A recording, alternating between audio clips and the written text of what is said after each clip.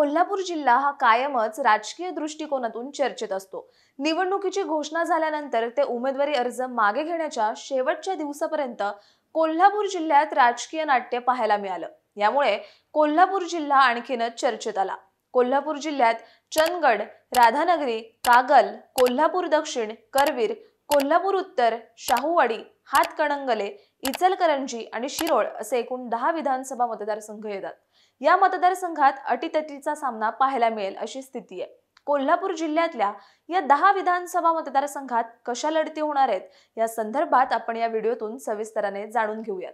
नमस्कार, मी Ruchita Ghosalkar for the people news मध्ये आपलं स्वागत। व्हिडिओला सुरुवात करण्यापूर्वी आपण चॅनलला सबस्क्राइब करा, लाईक व फॉलो जरूर करा। पोस्ट ग्रॅज्युएट डिग्री कोर्सच्या माध्यमातून परिपूर्ण राजकीय नेतृत्व घडवणारं आणि प्राध्यापक राहुल कराड यांच्या संकल्पनेतून साकारलेलं भारतातील पहिलं institute MIT school of government. Kolhapur जिल्ह्यातील चंदगड विधानसभा मतदारसंघात राष्ट्रवादी अजित पवार गटाचे राजेश पाटील विद्यमान आमदार आहेत। या मतदारसंघात तिरंगी लढत पाहायला मिळणार आहे। महायुतीतून अजित पवार यांच्या राष्ट्रवादी काँग्रेसचे राजेश पाटील, महाविकास आघाडीतून राष्ट्रवादी शरद पवार गटाच्या नंदिनी बाभुळकर तर भाजपचे बंडखोर उमेदवार शिवाजी पाटील निवडणुकीच्या रिंगणात आहेत। राधानगरी विधानसभा मतदारसंघात शिवसेना शिंदे गटाचे प्रकाश आबिटकर विद्यमान आमदार आहेत। या मतदारसंघात तिरंगी लढत होणार आहे। महायुतीतून शिंदेच्या शिवसेनेचे प्रकाश आबिटकर, महाविकास आघाडीतून शिवसेना ठाकरे गटाचे KP पाटील तर अपक्ष उमेदवार AY पाटील यांच्यात अत्यंत चुरशीची लढत पाहायला मिळणार आहे। या मतदारसंघातून गेले 2 टर्म पासून प्रकाश आबिटकर निवडून येत आहेत। कागल म्हटलं की मुश्रीफ हे नाव समोर येत। कागल विधानसभा मतदारसंघ हा मुश्रीफांचा बालेकिल्ला मानला जातो। 1999 पासून हसन मुश्रीफ हे सातत्याने विधानसभेवर निवडून जात आहेत। या निवडणुकीत या मतदारसंघात राष्ट्रवादी विरुद्ध राष्ट्रवादी असा सामना पाहायला मिळणार आहे। महायुतीतून राष्ट्रवादी अजित पवार गटाचे हसन मुश्रीफ विरुद्ध राष्ट्रवादी शरद पवार गटाचे समरजित सिंह घाटगे असा सामना पाहायला मिळणार आहे।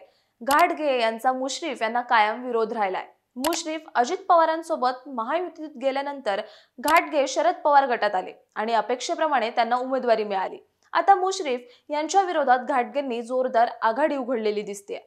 मुश्रीफांनी शरद पवार यांच्या विरोधात जाऊन पवारांचा रोष पत्करल्यानं मुश्रीफ यांना ही लढाई अवघड झाल्याची चर्चा आहे। त्यामुळे इथल्या निकालाची उत्सुकता संपूर्ण महाराष्ट्राला लागून राहिलेली आहे। कोल्हापूर दक्षिण विधानसभा मतदारसंघात काँग्रेसचे ऋतुराज पाटील विद्यमान आमदार आहेत।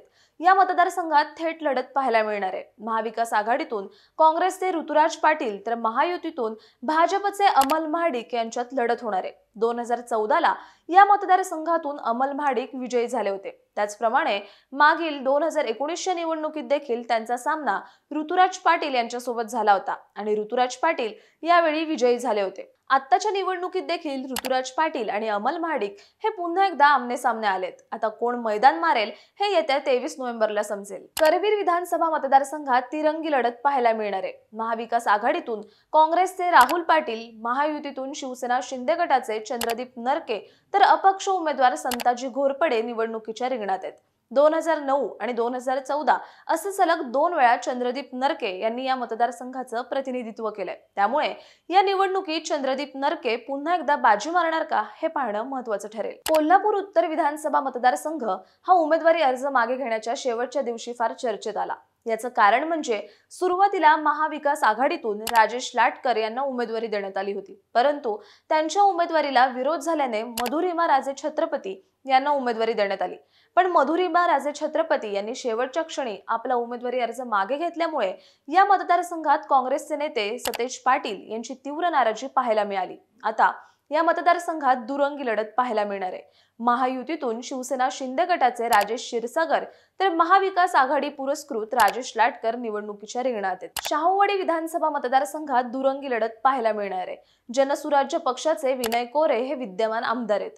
महायुतीतून जनसुराज्याचे विनय कोरे, महाविकास आघाडीतून शिवसेना ठाकरे गटाचे सत्यजित पाटील निवडणुकीच्या रिंगणात आहेत।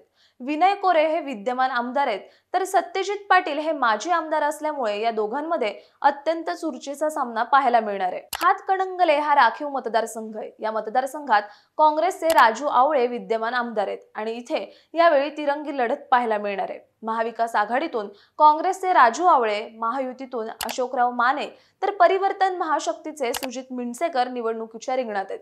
या मतदारसंघात देखील अत्यंत चुरशीची लढत पाहायला मिळणार आहे। इचलकरंजी विधानसभा मतदारसंघात भाजपचे प्रकाश आवाडे विद्यमान आमदार आहेत। या निवडणुकीत विद्यमान आमदार प्रकाश आवाडे यांच्या मुलाला राहुल आवाडे यांना संधी देण्यात आली आहे। या मतदारसंघात दुरंगी लढत पाहायला मिळणार आहे। महायुतीतून भाजपचे राहुल आवाडे तर महाविकास आघाडीतून राष्ट्रवादी काँग्रेस शरदचंद्र पवार पक्षाचे मदन कारंडे निवडणुकीच्या रिंगणात आहेत। शिरोळ विधानसभा मतदारसंघात राजेंद्र पाटील यड्रावकर विद्यमान आमदार आहेत।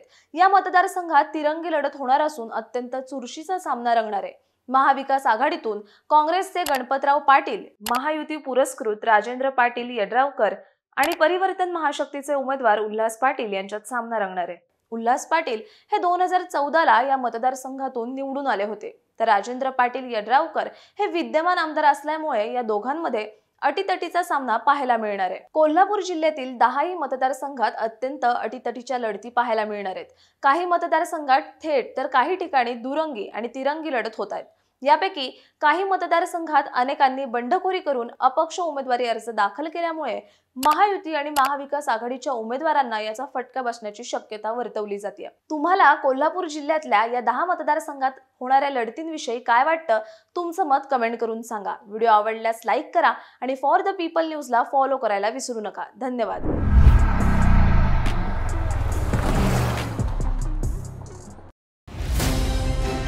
भारत दुनिया का सबसे बड़ा लोकतंत्र और NLC भारत देश का सबसे बड़ा गैर राजनीतिक मंच।